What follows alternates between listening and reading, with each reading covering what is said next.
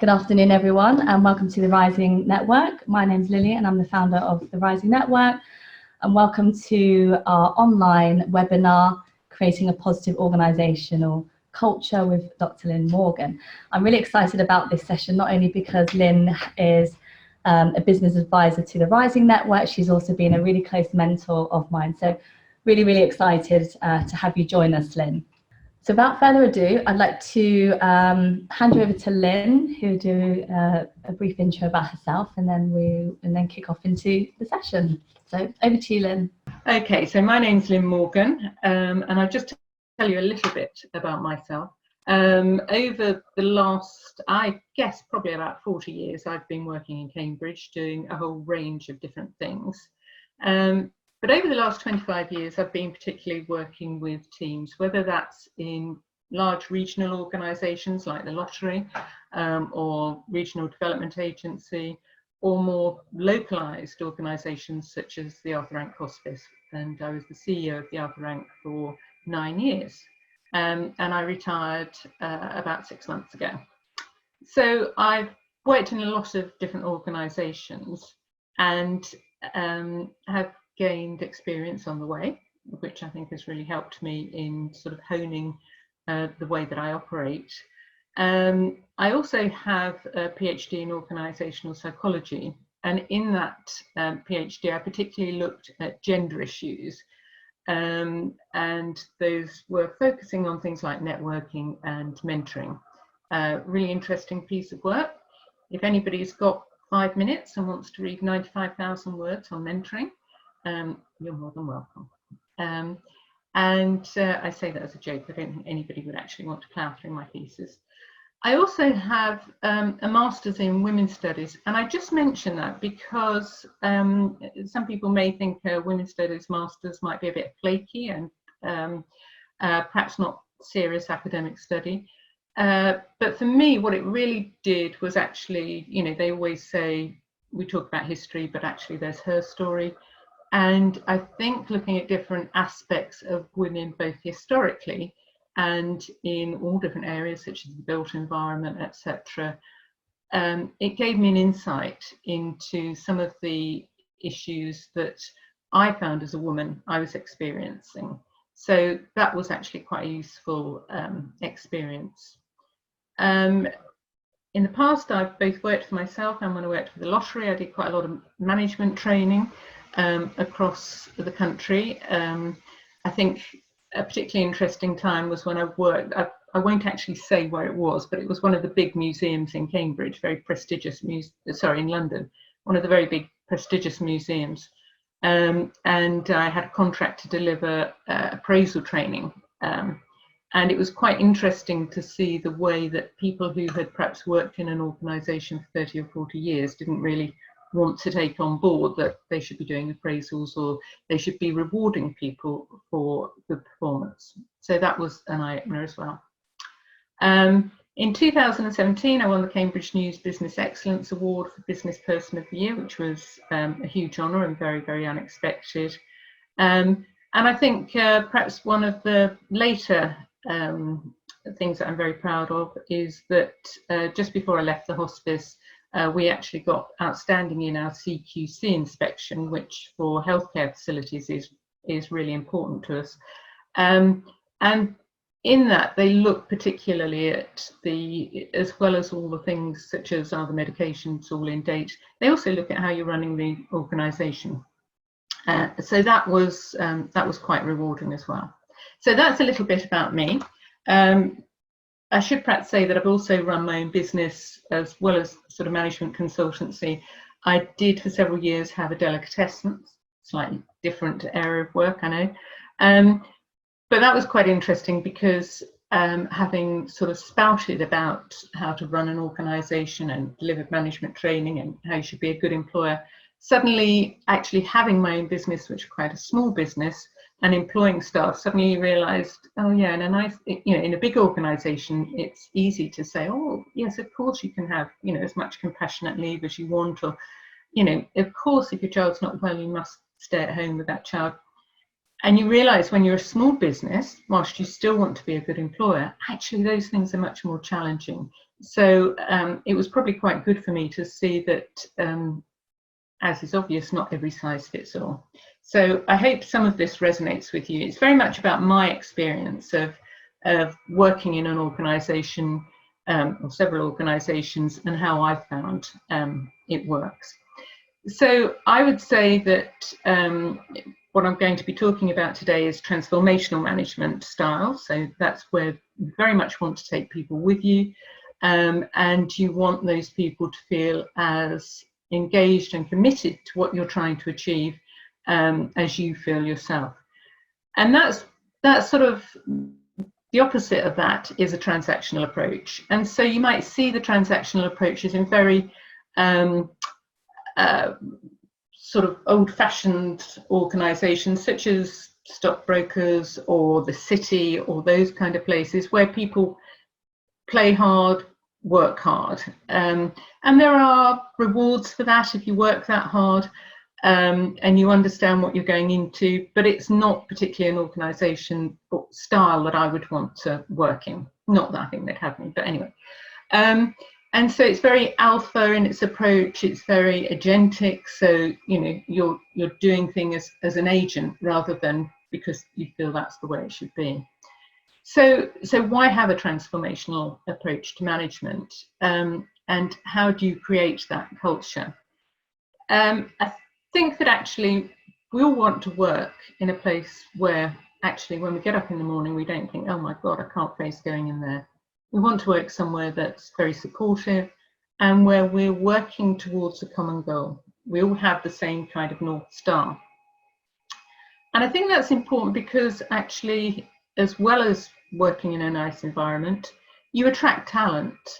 I think that probably, and I'm not going to, but I think probably if I sort of said to each and every one of you, name me an organisation perhaps in your sector where you've heard really isn't a good place to work, and name me a place that is a good place to work.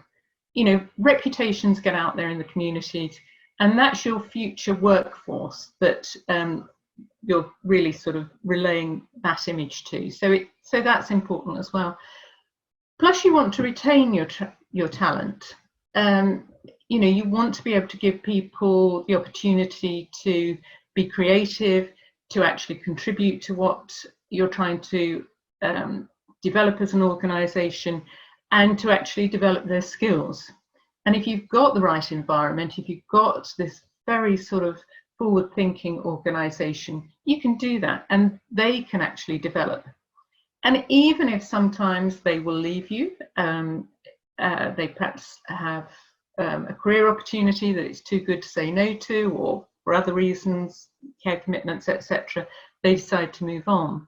When they go on, it's likely they'll go on to an organisation that is within your sector, and they're a really good ambassador for what it is you're trying to do. And hopefully that builds community networks as well. I think also it's quite important that in the community you have a good reputation. People know that you're an organisation that they can trust and that it's an open and honest organisation. And again, that's about building that sense of collaboration. And I'll in terms of the collaboration and demonstrating a transformational style, I'll perhaps give a quick anecdote. This isn't a place that I've recently worked, so definitely not the hospice or anywhere like that. But it was when I was in a situation where I had several teams, and one of those teams was under particular stress. They'd got an awful lot of work to do. They'd had a couple of people leave for good reasons. I think one had gone on maternity leave, one had gone on long-term sick or something. And I'd got a relatively new manager managing that team. He didn't really quite get it. I think that he felt my management style was perhaps a bit touchy-feely, which wasn't for him, and that perhaps I couldn't be strong if I wanted to be. And I think that's something that does come up sometimes. People assume that if you're, if you try to be nice and actually if you're collaborative, that you can't do the hard stuff. Anyway, So he came to me and said, we've got a problem, we've got these vacancies, we've recruited new people. I've just told the team that they've got to train them, and they've said, no, haven't got time, they're too busy. And he said, I haven't got time to train them, so I don't quite know what we're going to do. So I said, well, that's not the team that I know. Normally they would want to help out. So I said, do you mind if I have a chat with them? So he said, no, go on, but they're not budging. So we went into a meeting room together, people that I'd worked with for a long time. And we got the old whiteboard up and we said, okay, what's the problem? What do we have to achieve? How can we achieve it? And collaboratively, we all worked together. And I said, well, I can deliver training on this and this. Who else can help out? And of course, there were volunteers and people volunteered to do different aspects.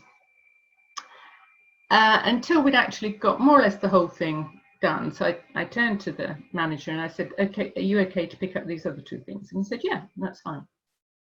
So we came out of that meeting, and it was when I thought, sometimes you can get a bit cocky and you think, you've cracked it when you haven't perhaps. And I thought, thank goodness, he's now seen that actually this is a positive way to work. And he came to my office and he said, it was really clever the way you tricked them all into doing that.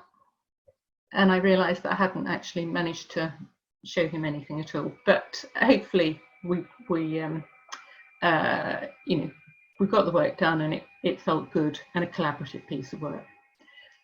The other thing, of course, if it's a nice place to work, is that it reduces stress in the workplace. Workplace stress is going up. In the last 2 years, it's risen by about 29%. And now the average kind of sick leave in an organisation is 9.1 days. Now, not only is that not good for your staff, but it's not good for you, because as a manager, as a CEO, as a team leader, actually having to cover for people when they're off sick and then reintroducing them when they come back to work so that they catch up can be challenging. So it's good to make it a fun place to work as well as a collaborative place to work. So the building blocks. I think that actually it's quite important early on that everybody understands what the mission of the organisation is, what the values are, and what the expected behaviours are. The mission is obviously quite important, because if you know what it is that you're all trying to achieve, you're all working to the same direction. Values very much sort of lay out what it is that really matters to the organisation. And I think sometimes those values will be established before you go into the organisation, or with the staff team that you've got. The values are there. And so even if you're not developing them between yourselves, it's good to have a really good discussion about what does this mean in practice. And I'll give you another quick example of where that was useful at the hospice. Obviously, hospices are always in need of money. Support your local hospice. And so we were always trying to come up with ideas of how to raise money. And the hospice belonged to a membership organisation called Hospice UK, really great organisation. And they had developed a partnership, as they had in the past, with different national organisations. And they sort of sent us out an email and said, great news, we've developed a partnership with an organisation in your locality, make contact with them and they'll do some fundraising with you. And so we discovered that this organisation that they'd paired us with was actually a payday lender. And I mean, this organisation is gone now because there have been so many changes to the rules, thank goodness, about payday lending. And that actually gave us a real moral dilemma, because many of the patients we were dealing with were actually on very low incomes. And to put ourselves in the same frame as payday lenders didn't seem a really good idea. And in the end, we declined that partnership. The people were absolutely lovely, and we explained to them why it was we were doing it. It wasn't the fault of the individuals, but it was about actually living our values. And even when it was tempting to sort of stray away from that, we stuck to those. I think the mission, the values will also lead into the expected behaviours. And expected behaviours should be incorporated in people's objectives, discussed at their appraisals. And where things aren't going right, they're a really good opportunity to sit down and say, look, actually, these are what we expect of people. I'm not quite sure that you're feeling those, and why is it? And I'll come on to performance management in a moment. So leading and embedding the values, I would say leading by example is really, really, really important. As the team leader, CEO, managing director or whatever, you have to be squeaky clean. You have to, you know, quite frankly, if you're fiddling your expenses, how on earth can you sort of complain if your staff aren't absolutely straight? And believe me, whatever you do, there's always somebody in the organisation who will see that you're doing it. And there were many times when actually I would go to great lengths to explain why I wasn't doing something. So, for example, if I made a donation because I'd actually attended an event or something, making sure they didn't claim, you know, can't think of the name of it, it's suddenly gone, but they didn't claim my tax back on it because actually that was against the rules. And so you have to just make sure you're absolutely squeaky clean. And that's all about promoting openness and transparency. And I think that as well as openness and transparency, you know, if you read any of Brené Brown's books about showing vulnerability, that's really important as well. It's quite important that actually when you are working with your team, that they see that you haven't necessarily got all the answers. There are times you do get it wrong, and being absolutely upfront about admitting that and discussing it. So incorporating the values and the behaviours and the objectives in all areas of business. We've talked about it in terms of objectives, but also making sure that those come through in the printed documentation that you have, so your business plan, your annual report, etc. And working with your team to make sure that actually they are feeling those. I would always say, to a large extent, recruit for aptitude and attitude. So it's, to me, it was always important that when I was recruiting somebody, I felt that they understood the organisation, that they wanted to work with the way the organisation worked. It's not to say to be that ever be afraid of difference, because diverse teams actually are the most productive teams. But if you have somebody joining who doesn't have the right attitude, you can so easily introduce that cynicism to the wider organisation. You know, if you, there've been many people who I have interviewed who have met the criteria, but then when you're talking to them, they've sort of got that attitude of, yeah, been there, done that, you know, well, that's not going to work. And so it's being prepared to actually talk about that and seeing which are the right people for the organisation. I talked earlier on, or mentioned earlier on, that having a sort of transformational approach can seem quite sort of touchy-feely.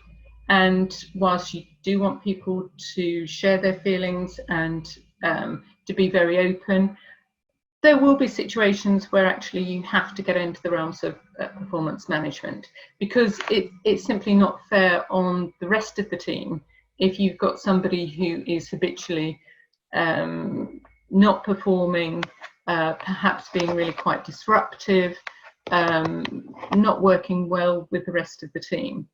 And I think that having a strong performance management culture in an organisation is completely in line with having a transformational approach, because it, as I say, it does mean that people understand that whilst, you know, you want people to work with you and you want that very collaborative approach, whilst it's fine for there to be differences of opinion, actually if people aren't pulling their weight or, as I said earlier, are being disruptive, that doesn't work.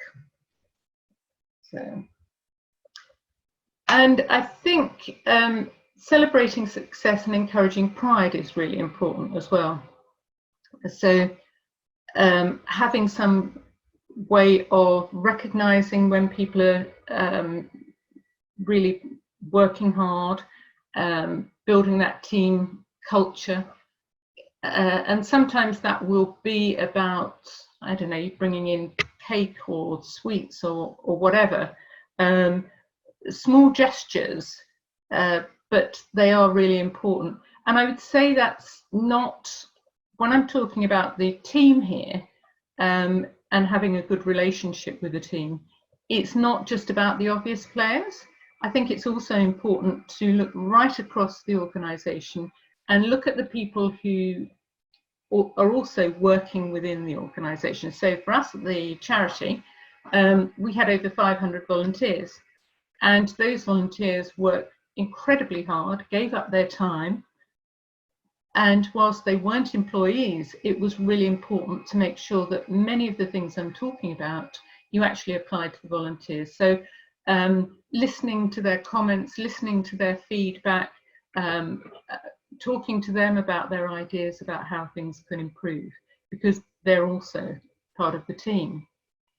The other people who perhaps sometimes get forgotten are the kind of contract staff. So that might be contract cleaners or contract catering people. And I always made it a point to make sure I got to know them as well. And believe me, cleaners can tell you a lot about the organisation that you won't necessarily hear. So I always found that very, very helpful. And it's important to create a culture where people do reward each other. I know lots of organisations, and we did at the hospice, have systems of sort of giving a shout out, perhaps in the staff newsletter, to people who've done something that have been really helpful and productive. I think also being prepared to go for awards, because it's really good for staff morale. It gives you the opportunity to shout as an organisation about what you're doing. And it also gives you the opportunity to stand back and look at your organisation and measure yourselves against other organisations. We used to find a really useful resource was Pure Resourcing do a sort of biannual business survey where your organisation can enter. It's free of charge.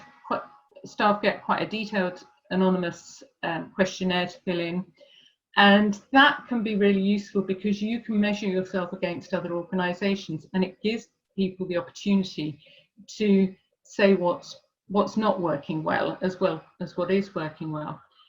And I think while I've been talking about the importance of collaboration, the importance of building that kind of fun atmosphere, it's also really important to be open to criticism and to hearing from your staff where you're not getting things right. And we used to find that particular survey was really useful because it would come back. We would get feedback about things that sometimes you get feedback and you think, what? You don't know whether your partner's invited to the Christmas party or whatever. But actually, if people don't know, then you're not making yourself clear about different things. And also, if there are things that are going wrong underlying within the organisation, that might be the first time you hear about it. It's a pity if it is, but if it is, it gives you the opportunity to open those up and to talk to people and have a little sort of focus group to sort of say, okay, what are we going to do about this?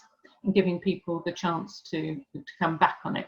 So I think that being prepared to sort of go out to your wider community is really important. And engendering pride in the workplace. And I know you will have heard this anecdote many, many times, but there is, of course, the anecdote about JF Kennedy, who was doing a walk around at NASA, meets the janitor, and the janitor, he says to the janitor, "What are you doing here?" And the janitor says, "Well, actually, I'm helping put a man on the moon."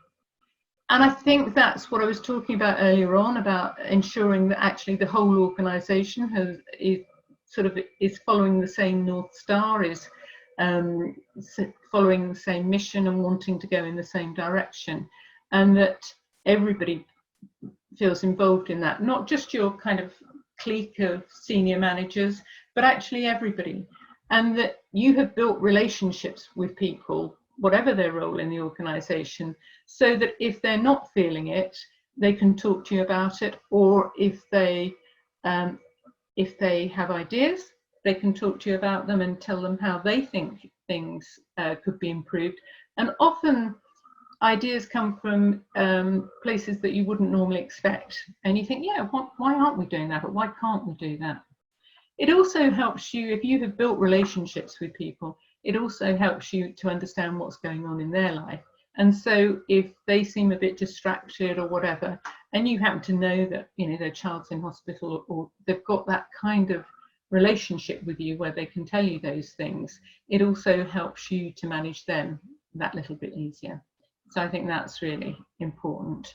And I think, again, one of the things that always sort of sticks with me is my Angelou's comment that actually people won't necessarily remember what you said or even what you did, but they will remember how you made them feel. And I think making people feel part of the organisation, making them feel valued, is so important.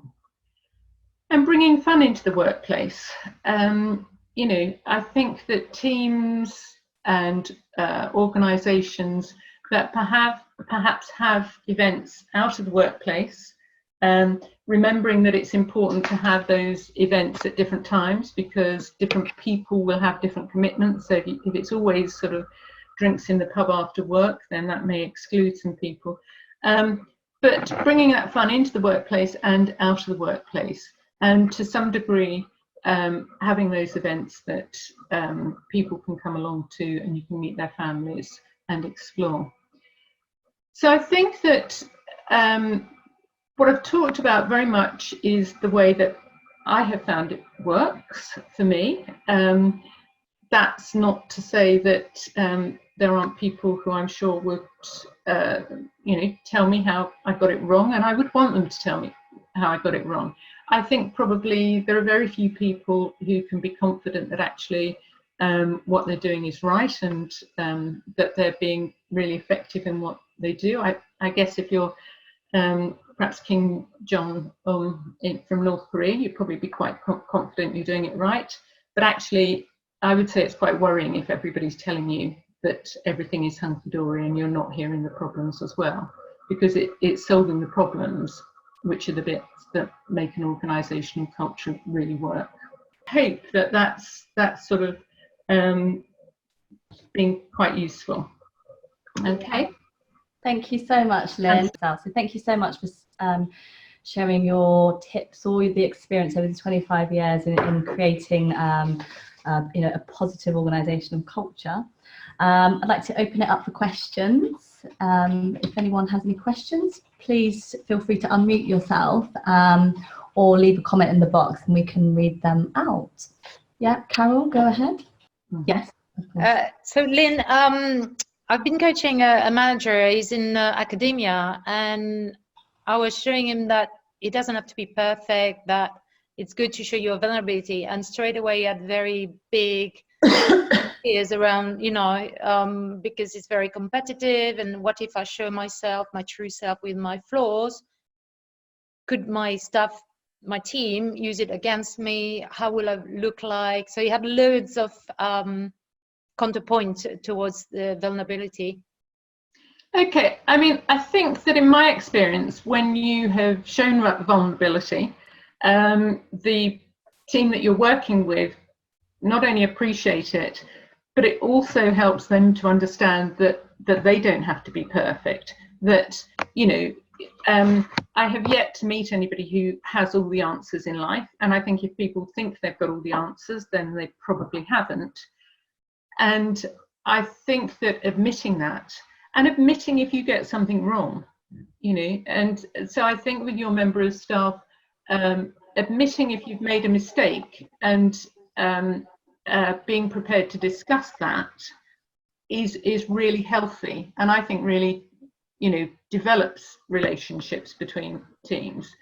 I don't want to be sexist, but I think it is more of a male problem to admit vulnerability than it is for women. I think women are far more likely to actually sort of share that with their team, and then work together around that. So I'm not sure if that's very helpful, but what if they're scared? What would you say to them? I would say give it a go on a small scale. You know, you don't have to go up and open up to the whole team, but I think that you can start to build one-to-one relationships and discuss it in that way.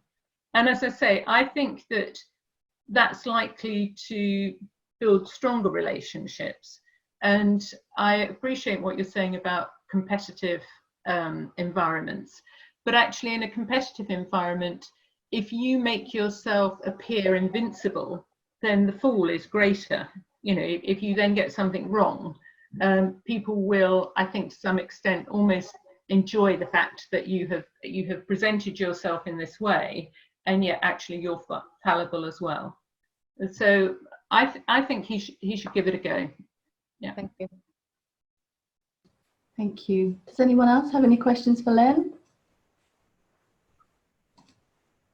Yeah. Andrea? Hi, Lynn. Hi.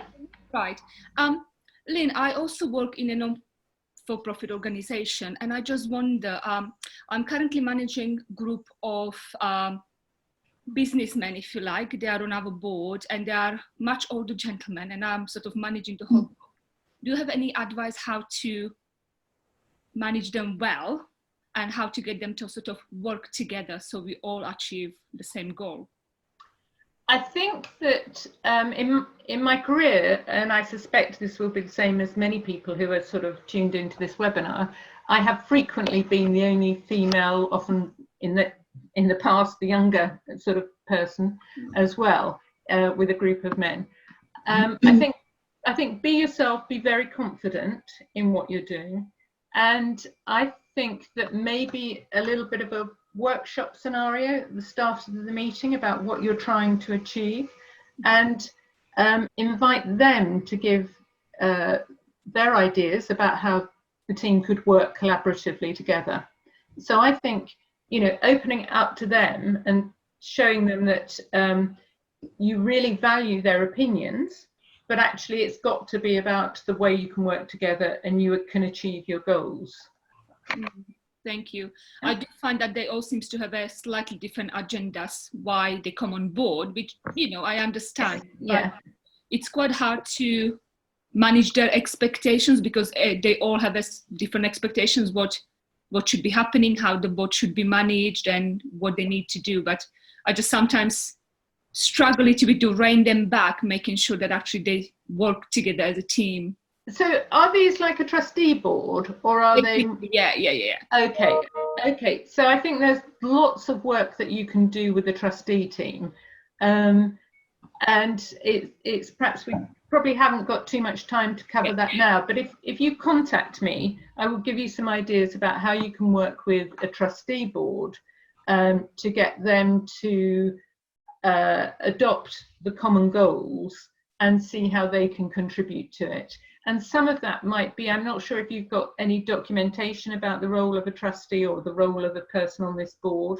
So I think it's about laying out expectations in advance and getting everybody to realise that the reason they're here is for the common goal, which is the kind of not-for-profit cause that you're working to. Thank you. I'll get in touch if that's okay. Yeah, no, that's absolutely fine. Yeah. Thank you. I think that's really good advice, Lynn, and I think you could apply that outside of kind of not-for-profits and charities. It's about bringing everybody back onto the same kind of page and aligning everyone, even though all the different stakeholders have their own agenda, but it's bringing them back onto the same kind of value, mission and purpose of the organisation. I think that's a really good reminder for us all. Yeah. A couple more minutes for any more questions. Does anybody else have a question for Lynn? Yeah, Amanda, go ahead. So Lynn, thank you very much. And really, everything that you said really resonates with me. And I think some fantastic practical advice there. Very interesting for me because I'm actually involved in an organisational change project at the moment with the university. So that's fabulous. Bit mean really, but what's the sort of biggest challenge, would you say, that you've faced? What's the biggest thing you've had to overcome from an organisational cultural point of view? I think one of the biggest challenges that comes to mind immediately was when I joined the hospice, or the hospice charity. We were a small charity sat alongside the NHS hospice, putting a lot of money into it, but still quite a small organisation. So there were about 5 or 6 people. So we grew the charity, and then we actually decided to take on the contract from the NHS for the hospice. And so we were, I would think by then, maybe an organisation of maybe 15 people, maybe a bit more. And we tupied across 100 people to come into that organisation. And so you had 2 teams, one, all fantastic people, all who'd worked alongside each other for many years. But you had one team that had been working for the charity, and working in a charity, you have a very can-do attitude. So there are no kind of, obviously there are rules and regulations, but actually if something requires you to drive somewhere at 10 o'clock at night and deliver something, you will, or if you need to go and get down and scrub, as I have done, the urinals at Shelford Rugby Club for a walk, you'll do that. To the NHS team, incredible professionals who were used to a very organised way of working with very tight guidelines as to how you work, and melding the two was a challenge. Fantastic staff, fantastic work ethics on both sides, but very different ways of working. And so that was a challenge, but we did that by running workshops, with mixed teams, and getting people to look at for themselves at what the challenges were, and to sort of have that insight. And that was very rewarding in that it was successful, but it was a big piece of work to take on. Fantastic, thank you very much. That's, yes, I can understand, almost like a clash of cultures. Yeah, 2 very different cultures. Yeah. Yes, but then the bit that I'm taking out of that is the fact of involving them and listening to them and understanding what was Absolutely. needed for them to work together. So thank you. That sounds and like a great achievement. Yeah, and I think with any problem in an organisation, it is about listening to people and hearing what they're saying and being open to their comments. Sometimes you think you've got it cracked, and then the grim reality hits you, and you think, oh God, I didn't do that quite so well after all. But listening to it and being prepared to respond to that is really important. I agree. Thank you very much. Brilliant, thank you. And on that note, I think I will wrap this up. Lynn, thank you so much again for an informative talk, good reminder for us all. Thank you for sharing your nuggets of wisdom with us. Thank you so much for your time today and for joining us. And I wish you all a good afternoon. And thanks again to Lynn.